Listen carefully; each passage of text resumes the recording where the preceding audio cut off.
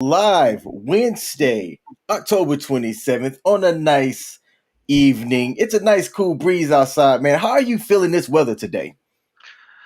Eh, it's sweater weather for me, except for when it got a little warmer. So I like it because I like sweaters. I like to wear sweaters. If you haven't noticed, in every episode, I'm wearing a sweater. You are, man. You are wearing something pretty heavy. I'm doing the exact opposite. I'm trying to figure out a way to shed clothes because I stay hot all the time. Mm. Yeah, we keep the house super cold, so I like to I like to I like to stay warm while it's cold. Yes, sir. Yes, sir. Hey, man, Halloween's coming up. Are y'all in the Nieves household celebrators of Halloween of the Hallowed Eve? We are. We just did like a trunk or treat thing for the kids at school, and we're gonna do some Halloween stuff this weekend. Probably, I know we're gonna do something like I think Saturday, and then again on maybe Sunday, because they're doing it weird where they're not doing it on Sunday because it's a Sunday. So I don't know. Man, that's good. That's good. My daughter is 14 and she still likes to trick or treat, which to me, you can trick or treat as long as you want to trick or treat. All right. As long as you're Yeah. out socializing and having fun, I think it's a fantastic time. I'm always about a gathering.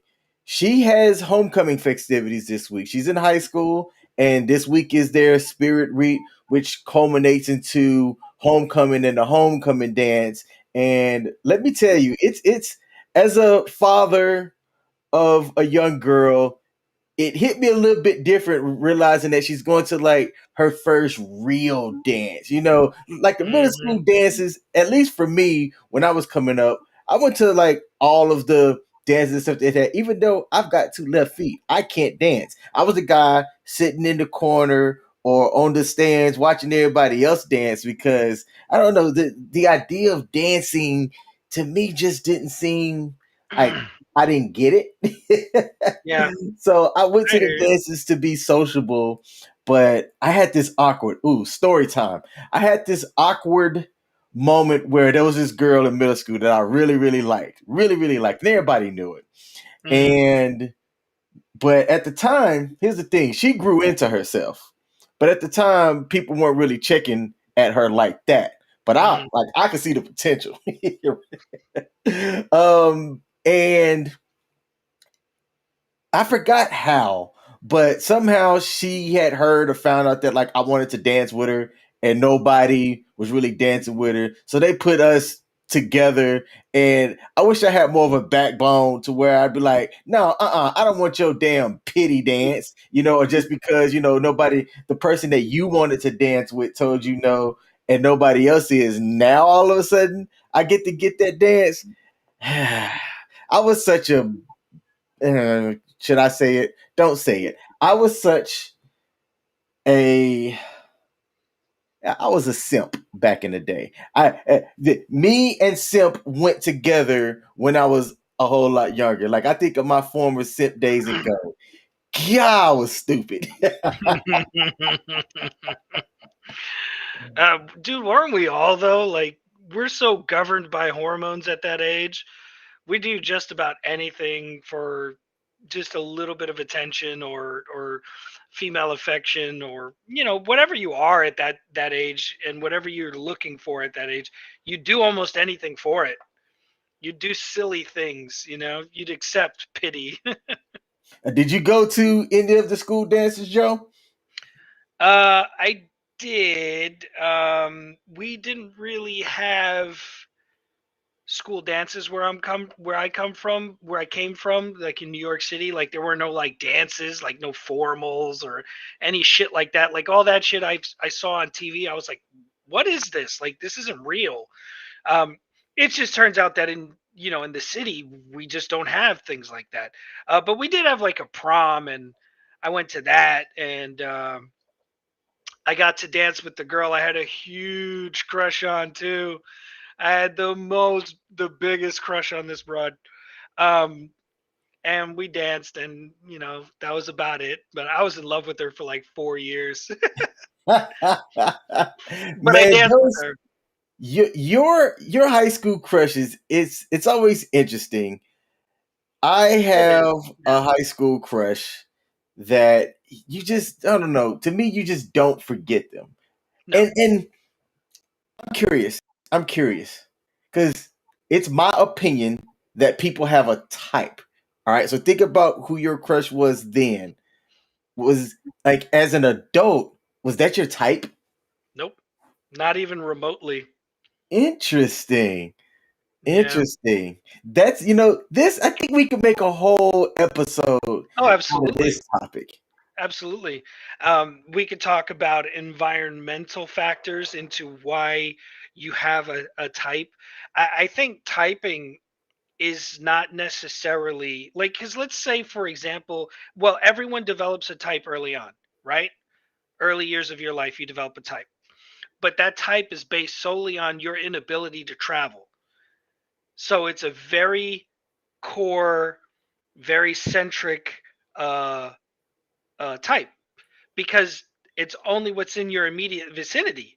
You find what you like the most out of the small selection that exists. But then you explore the world, for example, like some of us have in the military, and then you find out there's this entirely different world of people. And you Hmm. go to other countries and you're like, holy crap, and there's a different culture and they're as beautiful as they are in the States, if not more so in some places. And the next thing you know, you're like, holy crap, what was I thinking? Like, and it's not that your taste was bad, but it was limited. It's like a palate for food. If all you eat are burgers your whole life, you think a steak is goddamn cuisine, and it is. But but then you have like escargot or some crazy nonsense, and you're like, holy shit, this is a thing. So yeah, I mean, there's so many things that go into it. We could definitely make like 2 episodes out of this. I'm gonna tell you why I'm laughing and smiling. What you just said, your point that you just made just now, Hmm. literally, that was the topic of today's episode, and I changed it about 5 minutes before I created the thumbnail, changed the title, and sent you the link to join this stream. I think that that topic is fascinating, and the title is something around, has technology ruined relationships? But the Mm. point that you stated is one of the main things that I kind of had as a bullet point on why I would affirm, if we were having a debate, that technology has ruined relationships. It because it gives so much choice. Like once you what like the first time that I had steak other than well done, and we've talked about this before. I grew up in a household that the only thing that I heard when ordering a steak was that, when they asked you how you cooked your steak, well done. So I thought when you ate steak, That was the way to eat it it. was well done. So it always confused me why they always asked, how do you want your steak, if there was only one option, right? Hmm. And then I become an adult and I taste my first medium steak. And I'm like, hold the phone. I've been doing this wrong this entire time. So, And having and the if you're ability. adventurous, then you have a rare steak, and you're just like, I don't know if you're into rare, but I'm just like, oh, rare.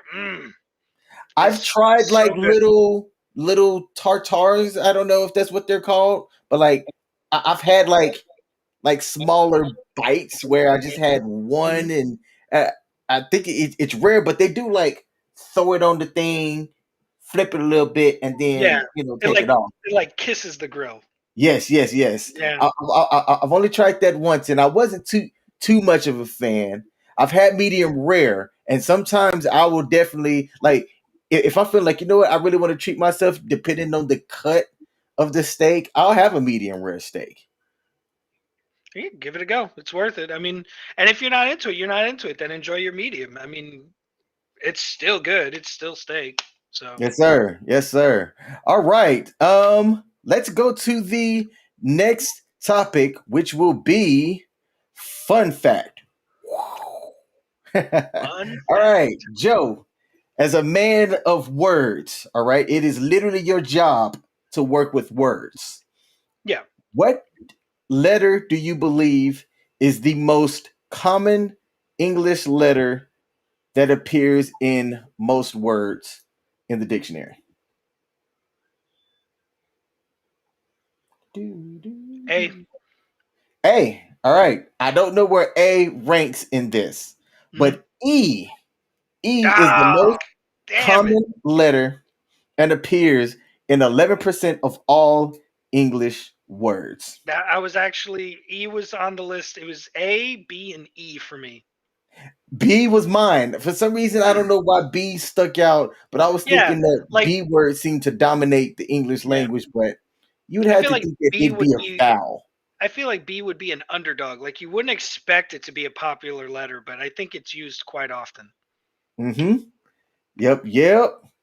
All right, let's see. Do I have a crazy story for today? All I hope right, so. let me put that up. E is the most common letter and appears 11% of all English words. Da, da, da, da. All right, crazy story. So the crazy story today is a little bit different. All right, depending Mhm. on what you do and what social media platforms you on. If you've heard of cryptocurrency, you've probably heard of Bitcoin Mhm. and maybe Ethereum and Dogecoin. Well, Doge. there's a new player on the block that's been getting a lot of mentions today, and that is a cryptocurrency called Shiba Inu, or SHIB for short. And I've been talking about it on my own personal pages and anybody who will listen to me. And it had a stupid, amazing rally today that if you were holders of it from the beginning of time, the crazy story that I'm going to link to this whole ordeal is that if you invested in cryptocurrency, in this specific one, when it first came out, you'd have a 300,000% gain on your money. Three hundred Wow. thousand percent gain on anything is ridiculous. Mhm. A 300,000% gain. Let's just do the math on this real quick. Yeah, Let's see. I had a $20. dollar. If I Yeah. do a 300,000% gain on $20, so 20 times 300,000 percent, which is 3,000. If you, for simple math, you just move Move the decimal. the decimal places over twice. Mhm. It's a $20 uh that has a 300,000% gain is now $60,000. That is that is insane, and That's I thought that nuts. that was appropriate to share as like a crazy story because I can't imagine having a 300,000% gain on anything. And to see that was interesting to me. And the other thing that I want to kind of show with that, and then we'll get to the main topic, is, and I'm going to share my screen. There's this website out there called bitcoinstimulus.com, and it basically talked about if you invested the first stimulus check that came out from the government in April of 2020, how much your stimulus check would be now if you invested the whole 1,200 of it. Nice. It would be $10,583 as of today's current Bitcoin prices, which represents a 782% gain. That's nuts. So I think we've talked about cryptocurrency in the past, but would you have ever imagined this digital thing and people saying that they want to be away from banks and let's decentralize finance? Did you ever think that we'd be living in a time where it's a thing now? I think it's only a matter of time before we move to some kind of digital currency. I mean, the ideas of coins in your pocket are almost foreign now. Um, I mean, sure, there's still some people who are clinging on to like the classic ways of doing things, but ultimately, I think we're going to go like I know we used to hear about it online, the conspiracy stories of like an implant with like all your info and your money, and people are like, "Oh, it's the mark of the beast" and all this nonsense. But ultimately, that's probably what's going to end up happening. I mean, Uh, I mean, the concept is already halfway there. You can pay with your phone. Yes. So the concept is halfway there. That thing is glued to your hand as it is. You know what I mean? Like it might as well be in your hand because it never leaves it anyways. Um, so the concept that we'd move to purely digital currency is not, it's not impossible, and probably more than more than likely, you know, more likely than not. Do you own a checkbook? I don't.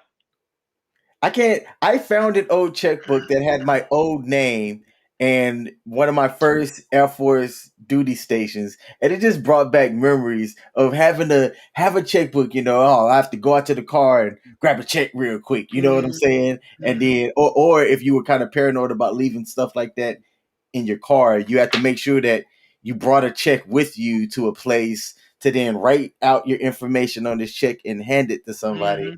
And Mm-hmm. now technology again has made things a whole lot convenient, a whole lot quicker for us to do things. And just like with everything, there's pros and cons to stuff. Mm-hmm. But I'm Yep. interested and curious to see how this decentralization of finance movement operates and how society handles the Mm-hmm. change going forward of taking things from this centralized regulated old people money is what's making the world go round to bringing it back down to the commoners, if you will, and and Mm-mm. and It's not and going to happen that seeing way. how we can make this thing work. It's not going to happen that way. Because you know what's going to happen is if this becomes a recognized form of currency for purchasing and selling and stuff like that, it's going to get regulated. So the government gets its cut. Guarantee it. Man, okay, and this could be Rich, a whole rich nother people, topic. It's rich people got to stay rich, man. They are not going to allow the commoner to gain any traction in the uphill climb towards towards money. You know what I mean? They're just not going to do it. They're going to fight tooth and nail. They will.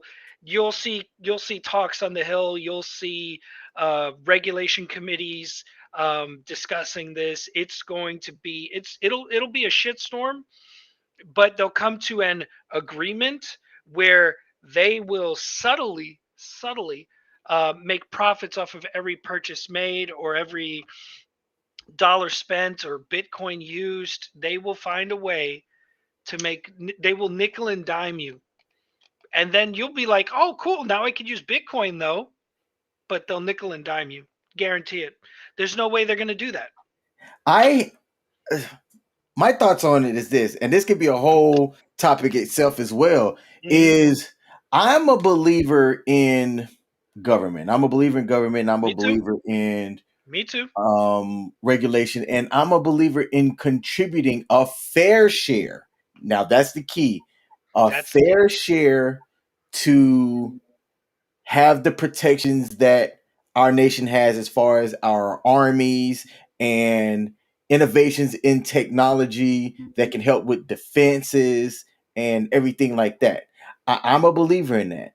Mm-hmm. I would, and I'm pretty sure you also stand on the fact that you just want it to be fair. Like if these rich asshats have all of these loopholes and ways that they can keep squirreling, and the regular person still has to pay their 25%, Their 28%, full amount. or whatnot. Then Mm-hmm. you have to ask yourself, like, all right, like why is it that this person who literally can fund innovation in ways that a majority of the regular people that's pooling themselves can't? Like if the top 10% of people really wanted to make some kind of change, they could.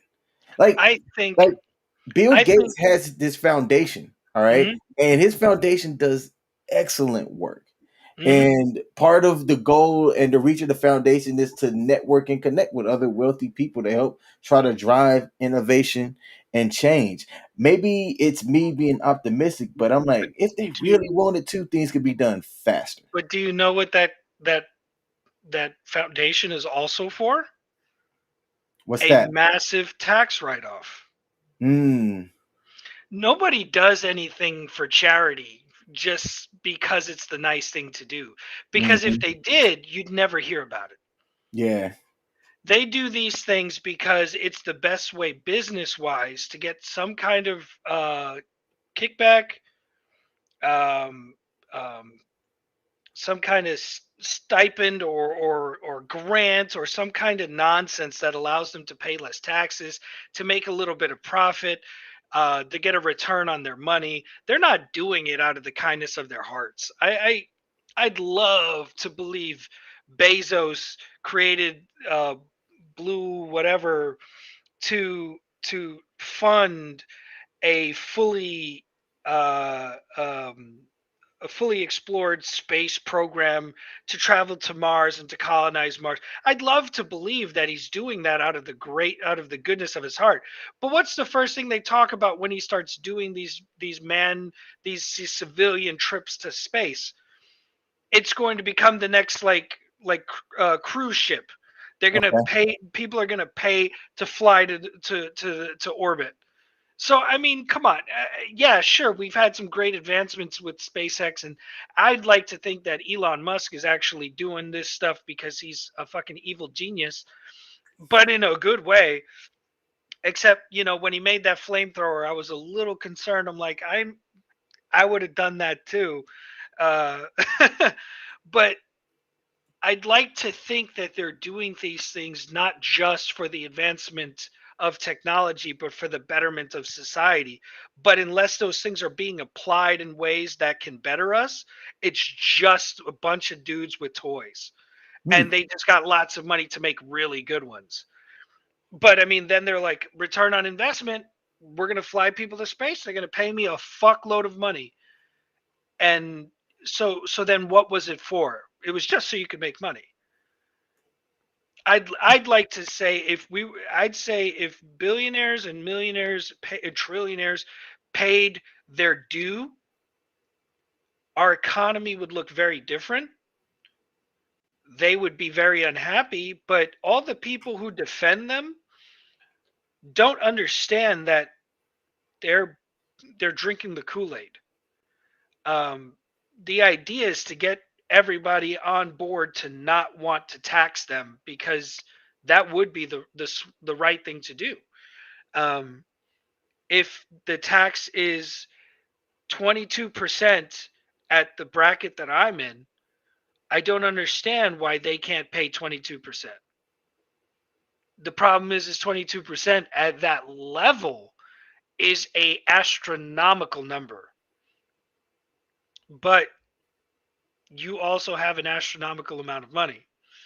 And if they're taking that much from me and I can barely afford it, then they can take it from you because you can afford it. You know what I mean? But then there's people who are like, no, you shouldn't tax the rich. That's not the real problem. And I'm like, do you know how much money they have? Do you, do you know how much of it is not going back into the economy? I mean, it's a staggering amount of money. Problem is there's also politicians who stand to lose a lot of money if billionaires start getting taxed. That's why it doesn't happen because the rich want to stay rich. And the easiest way to do that is to not pay their due. And maybe I'm an idiot. And there's probably a lot of people out there who are like, oh, you're fucking stupid. But if an article told you that I'm stupid because some guy who works for a company that's owned by one of those rich assholes told him to write that story or wouldn't let them write any other story about taxing billionaires, I mean, okay, then yeah, whatever. But I think if we were going to tax billionaires and trillionaires and millionaires, I don't even know if they're trillionaires. I don't know. But like if we were going to tax them appropriately, I'd say if they did humanitarian programs, if they did these technological advancement programs and climate change programs, that would be the way to help soften the blow, because they're investing and they're going to make a return on that investment. But ultimately, they don't have to do that with their money. They can just choose to Scrooge it up and not give it to anybody or help anybody or anything. But if they do, that would be like how they would get tax breaks and stuff like that. So, but I'm not the guy to do that, and it won't happen while I'm alive, so I'm not even stressed about it. All right. Hey, if you're watching this live or if you catch the replay or listen to the audio version on all podcasting platforms, let us know your thoughts. Do you believe that people in our country, in the United States, all right, which is where I live, are we paying our fair share? Is everybody paying their fair share? Let us know what you think about that question and give your comments as well, either on our YouTube page, our Facebook page, Just Joking Podcast, or send us an email, just.joe.kingpodcast@gmail.com. I finally learned it, Joe. I Better than finally me. learned it. All right.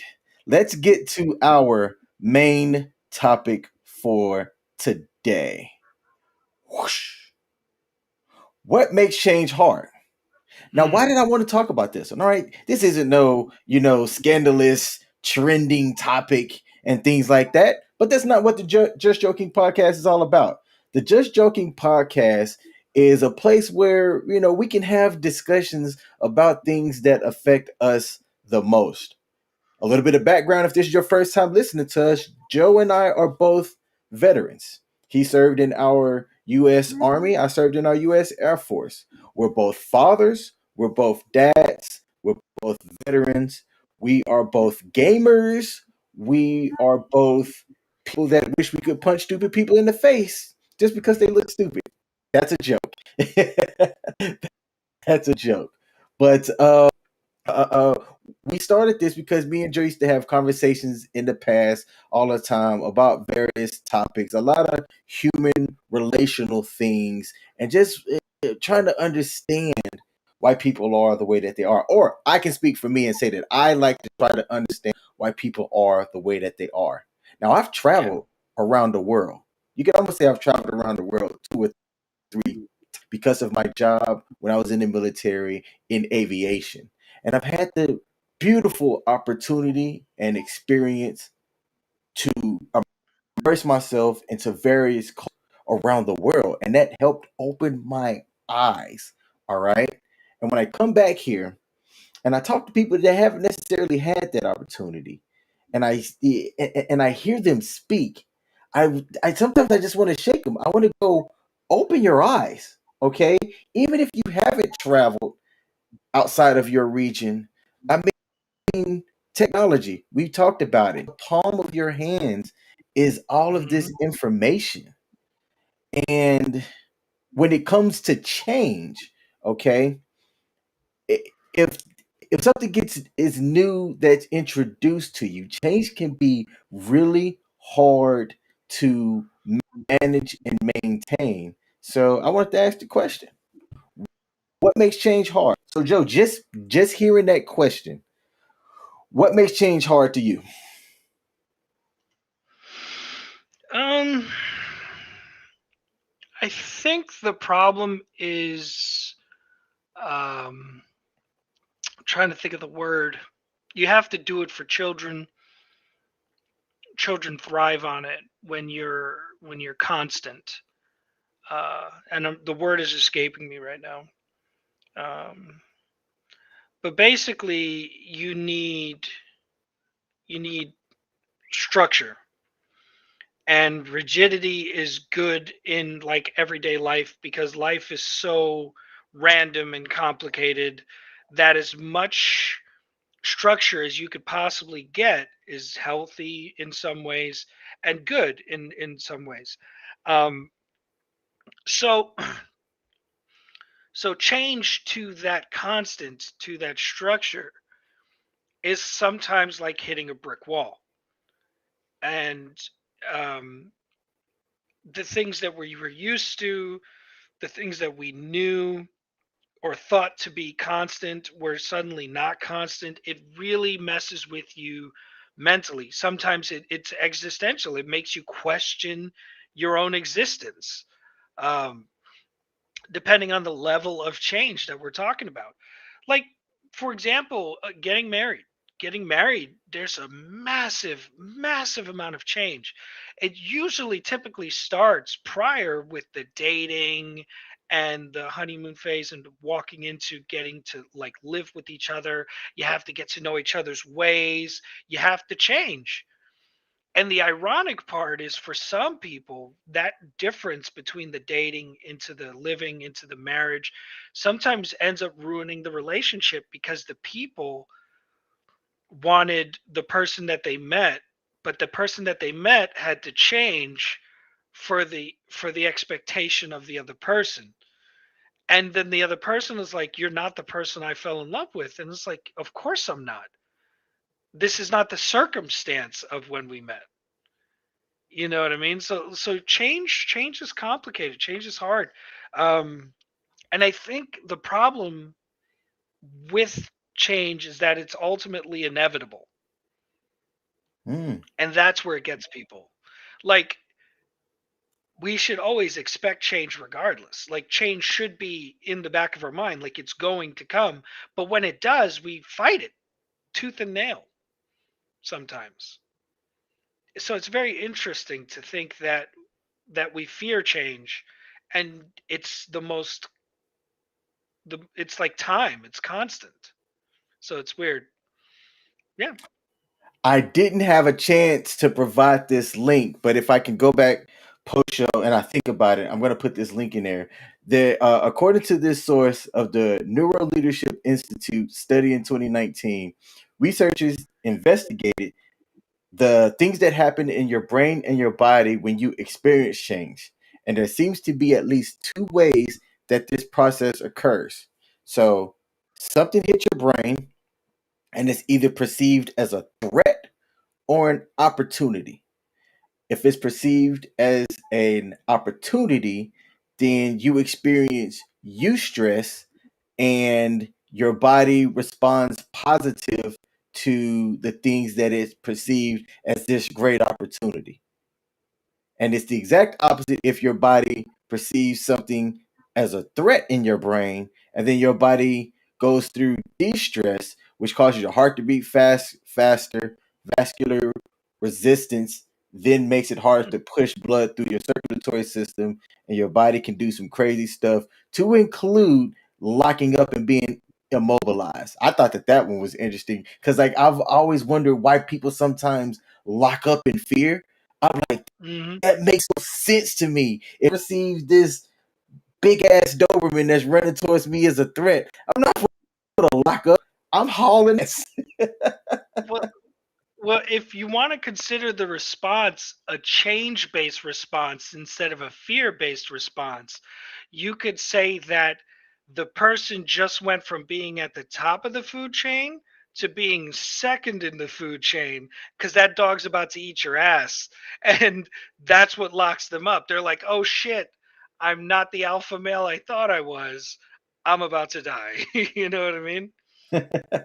So there's a comment in here where Aaron says, "What up, gentlemen? What up?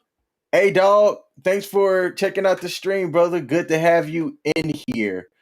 So I asked myself the question, what makes change hard? Well, And if I were to give myself a very short, succinct sentence, it would be, I don't want to look dumb.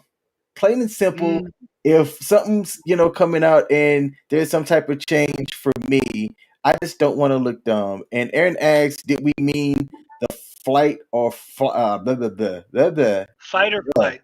fight or flight response? And Yeah. that's something that occurs as well. And I was talking about I learned that your body stops pushing blood, or it makes it harder to push blood through your vascular system, which uh, can Which would cause be a the whole lot of things opposite. to happen. Oh yeah, Which would yes, be the yes. opposite of fight or flight. Because fight or flight is your adrenaline kicks in and you become either Superman or the Flash. You know what I mean? You either Mm-hmm. run really fucking fast or you start beating the crap out of whatever it is that's coming at you. Mm-hmm. So yeah, the fight or flights would see, and that's why I said when I said what I said, um, that we change it from a fear-based response to a change-based response, because a fear-based response is going to kick in fight or flight. I think that's is that the lizard brain? I'm not sure. It's one of the brains that we have.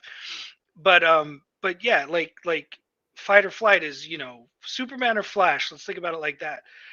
But the change based response is the deer in the headlights, where they can't do a fight or flight. Like, instead of the heart pumping adrenaline, it's almost like the heart stops pumping, and they're like, "What the fuck do I do?"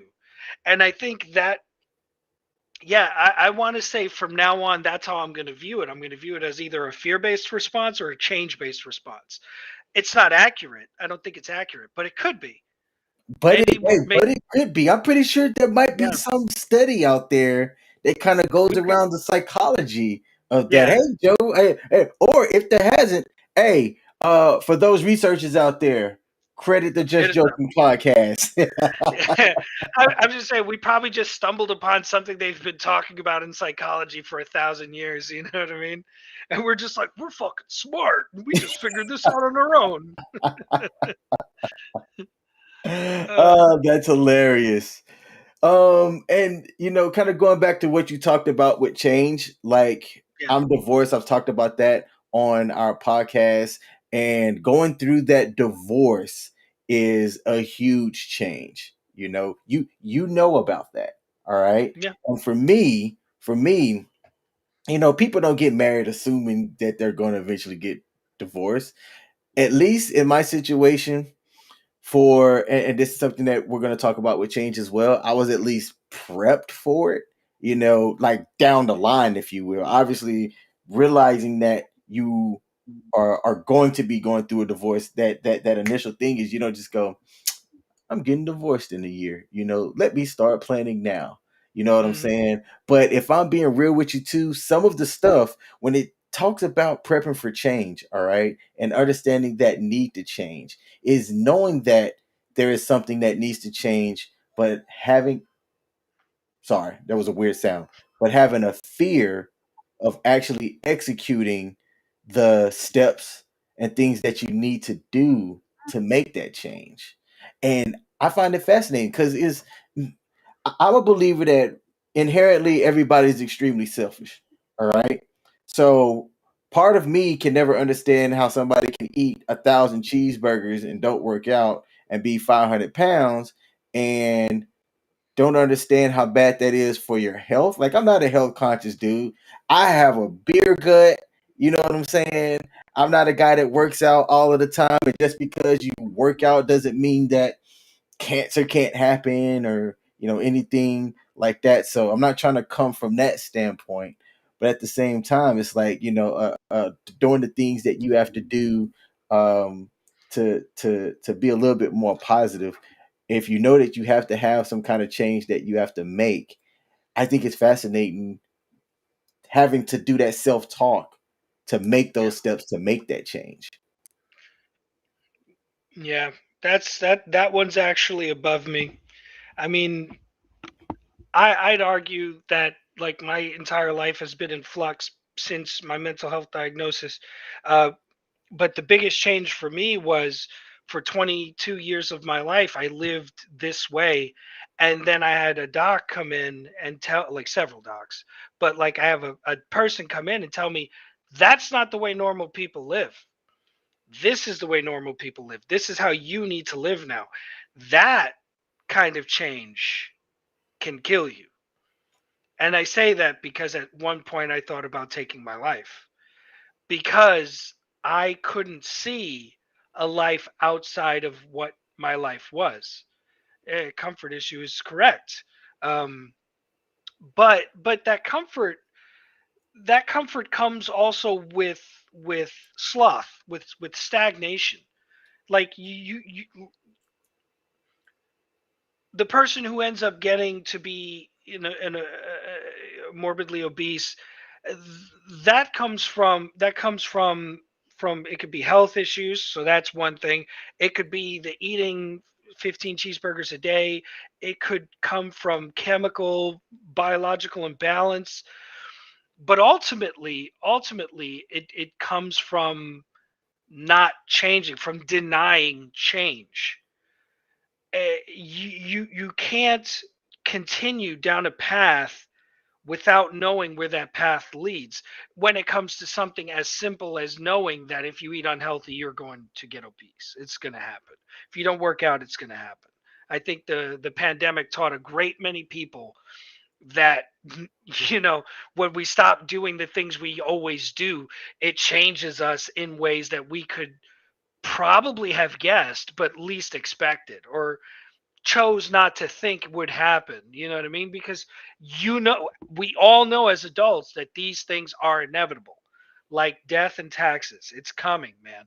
Um, but I think that when you go down that path of ignoring change or postponing change is when you get into those extremes of comfort, which could lead to great discomfort. You know what I mean? Like being morbidly obese. I don't want anybody to think we're picking on people who are large or anything like that. Like King and I both have guts. We got lazy during this pandemic. You know what I mean? I'm trying to diet now to get back in shape and stuff like that. So we're not like trying to pick on the crowd. It's just that's an easy topic to cover because there's been so many studies and there's been so many social um, dissections of that way of life. So it's an easy topic to really talk about. But it ultimately, the truth of it all really comes from choosing to be uncomfortable with life, because change is a part of life. There's no way life doesn't change. As you get older, you see it. Your body changes, your voice changes, your skin, your hair, you grow. Some people shrink. um, you lose limbs, your mental health status changes. You get medical diagnoses, you fight cancer and hopefully win. You deal with all of these things. Change is an incredible force in life, and to deny it is when we start going down these bad roads of refusing to accept people for their differences, refusing to listen to what people have to say when they have something to say, just because you don't agree with it, because it's going to change maybe your perspective on the world, how you choose to see, because it's easy to stay in that path because it's comfortable. That's why you see so much negative in the world, is because change is inevitable. And when you fight it, is when the real discomfort happens. Change is always uncomfortable, but discomfort comes from fighting it. You know what I mean? Or for just holding on for dear life and never letting go of the things that you believe to be. So I don't know. I didn't expect that to get existential, but it did. No, that was good. That was good. And I'll tell you right now, immediately after this episode, I'm clipping that part out, and that's going to be a clip on our Just Joking Podcast YouTube and Facebook page. I think you had some gems in there that kind of can get some things turning to the people that listen to it. So I like, yeah. Hey, I don't know if you saw me. I was like, continue, keep talking. So that was awesome, man.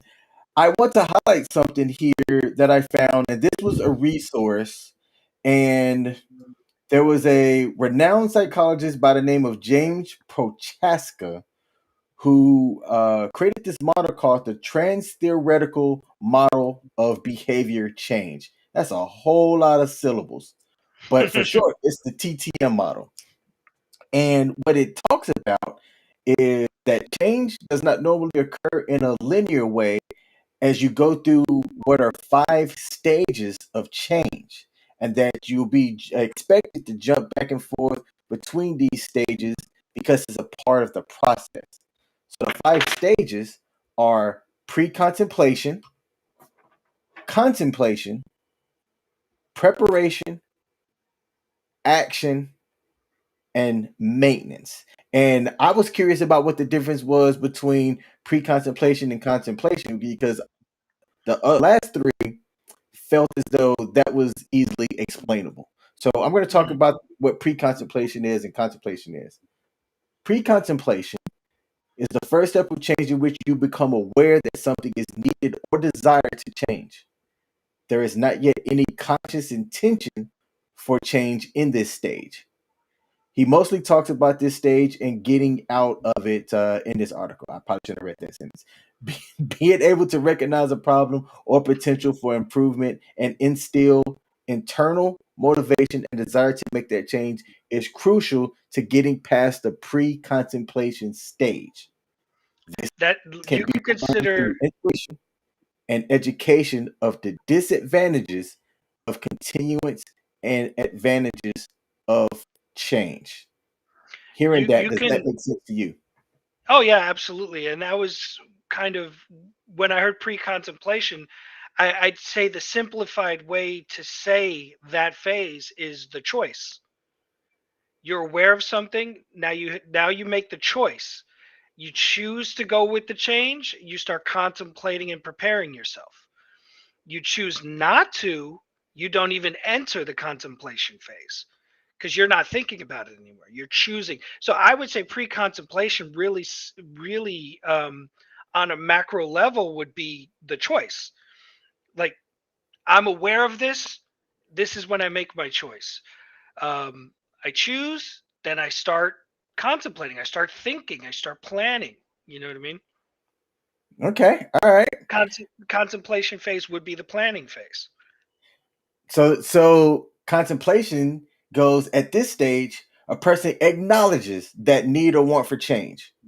This is where you want to change, but you're not ready yet, or you don't know if you really want to follow through with the change. See, from what I heard you talk about pre-contemplation, that sounds like things that would be in the pre-contemplation according to how you described it.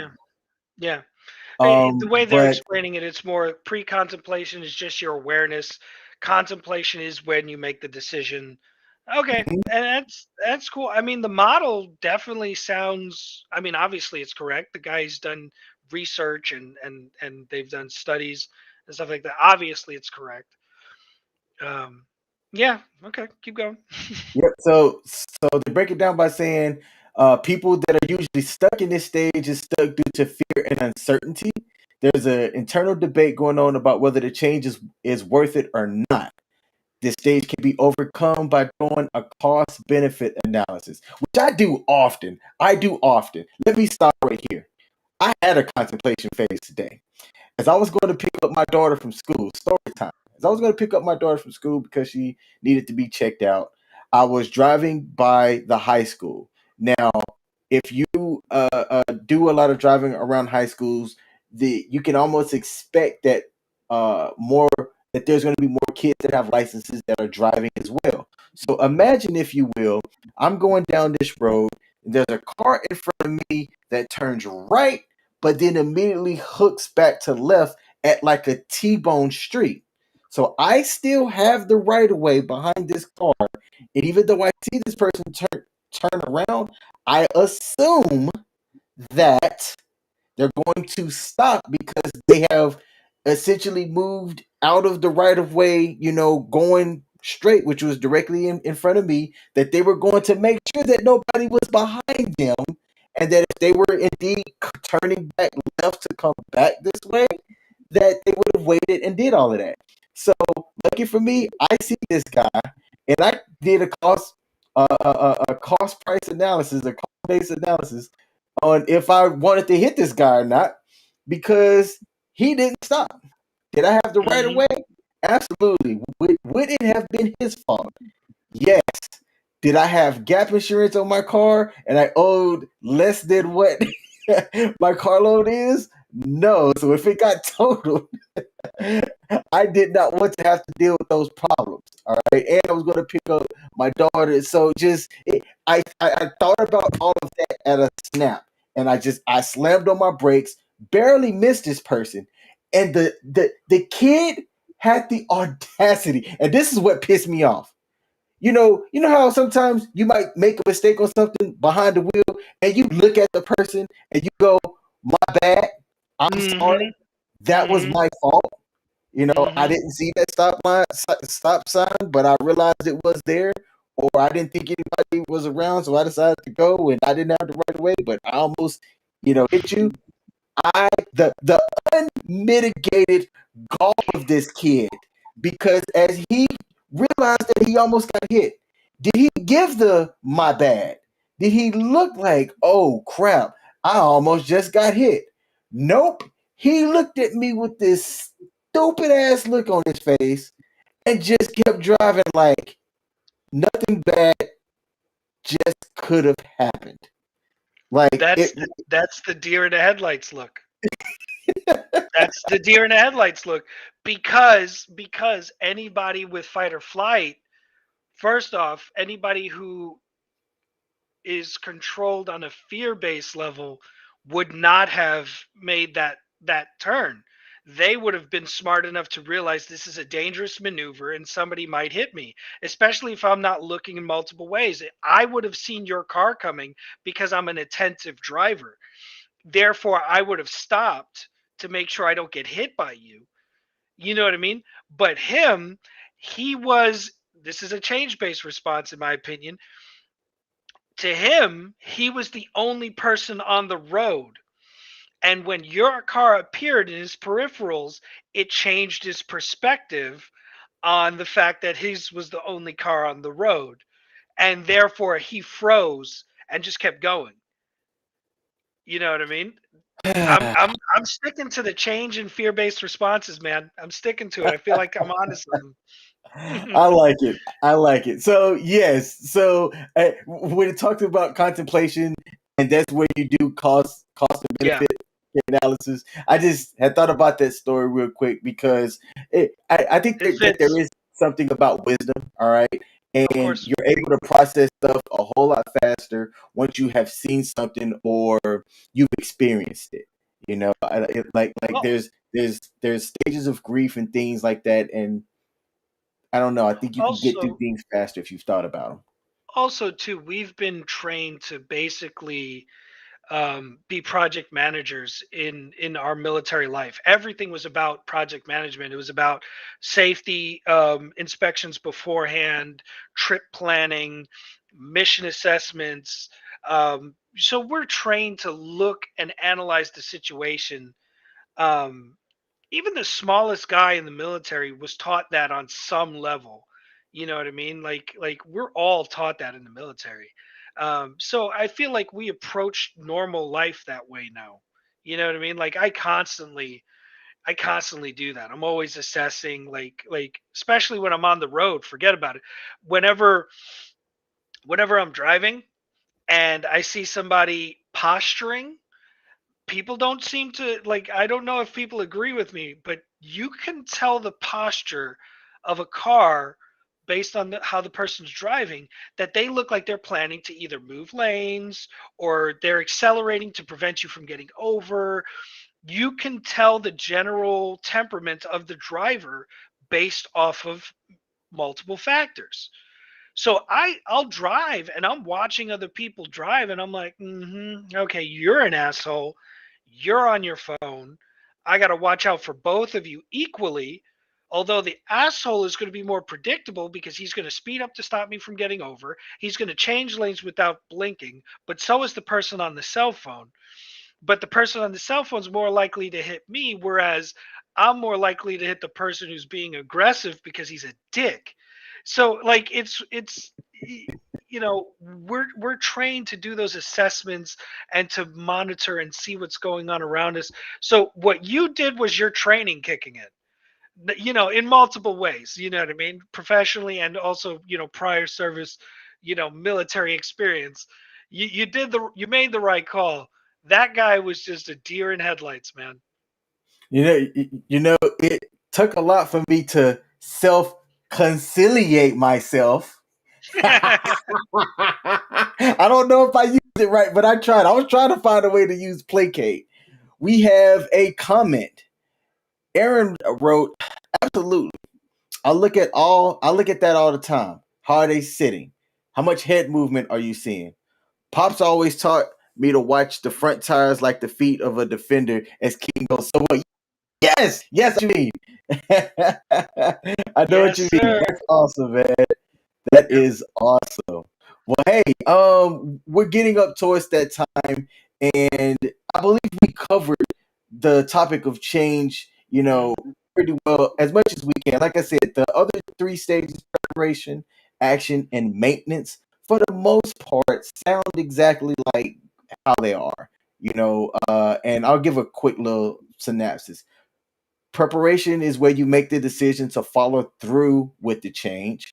The action stage is putting your plan into place and actually doing the action, whereas persistent action and things are in motion. And this is where the most effort comes from. The most effort and commitment is required in the action stage. And then they Mhm. have the maintenance stage, which is sustaining the change and making it a long-term thing for as much as it benefits you. If after you make the change, you decide that change doesn't benefit you, then you redo that cost-based analysis and determine if you should drop it or keep it and maintain it Mhm.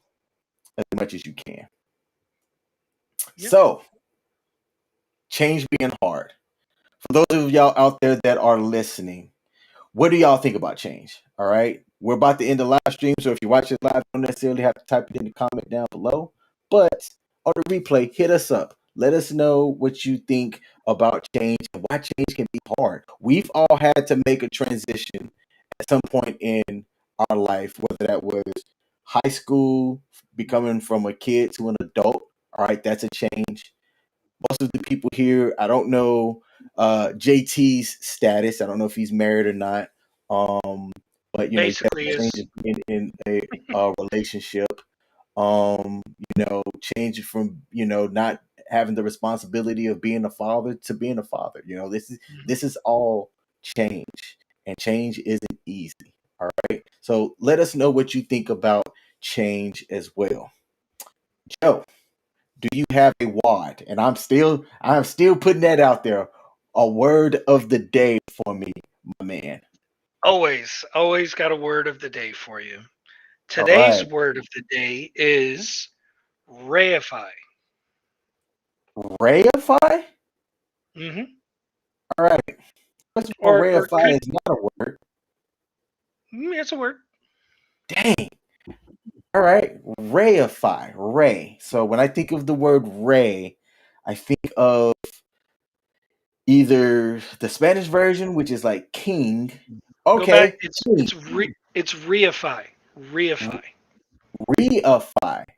Reify. I was pronouncing it wrong. My apologies. Okay, reify. All right, so usually to re something is to do something again. So what is a phi? A phi, reify. I am going to reify that my stance on this particular topic is firm. Okay, reify. Reify is where you stoically stand in a belief and you cannot be moved from that belief. Reify. No. Dang I was it. trying to see if like there was like some way where I could be like in a certain usage of the word, but no, we couldn't manage this one. Reify is to make something that is abstract more concrete or real. To make something abstract more real, More concrete or real. Yeah. more concrete or real. Now, how do you spell that, sir? Reify. Bro, really? So it is Reify. Okay. All right. Uh-huh. So the word of the day, Kind of, reify. yeah, Aaron. To Kind make of like something speaking something into existence. more concrete or real. Oh, okay. All right. Yeah. Yeah. Well, look, I'm trying to reify my bank account to be a lot higher than what it is right now. That's what I'm trying to do. Something that's abstract, more concrete, and real. Why don't we make some change to my zeros and commas that's in my bank account? Come on now. Seriously. All right. What what made you think of this word, reify? Because usually there's something that happened or something that you thought about. So how did we land upon reify today? It was part of another book that I was reading where they're talking about like emotions and like your feelings and trying to make them make sense. You know what I mean? Like to reify your feelings into thoughts or into words. That's where I got this one from, and I felt like it kind of fit with the whole change thing because I feel like that's another word for change. It's changing abstract concepts into real things. I like it. Okay. Just like Aaron's hairline, the way he says, I'm trying to reify my hairline. Am I right? All right. Well, hey, this has been another episode of the Just Joking podcast. You can find us on all major podcasting platforms. I typically put them up a day after, but I'll have to be honest. When I went to go check our Anchor podcast platform, ain't one been up in like a month. All right. Or the last Wow. two episodes. So I'm going to change that. I'm going to make a positive change right now that as soon as this is done, I'm going to download it and I'm going to post it. All right. Plain and simple. Let's just make that quick and easy because I typically do something else after here, but I'm not going to run my live stream tonight. I just don't want to do it. Um, and, and, and that's okay.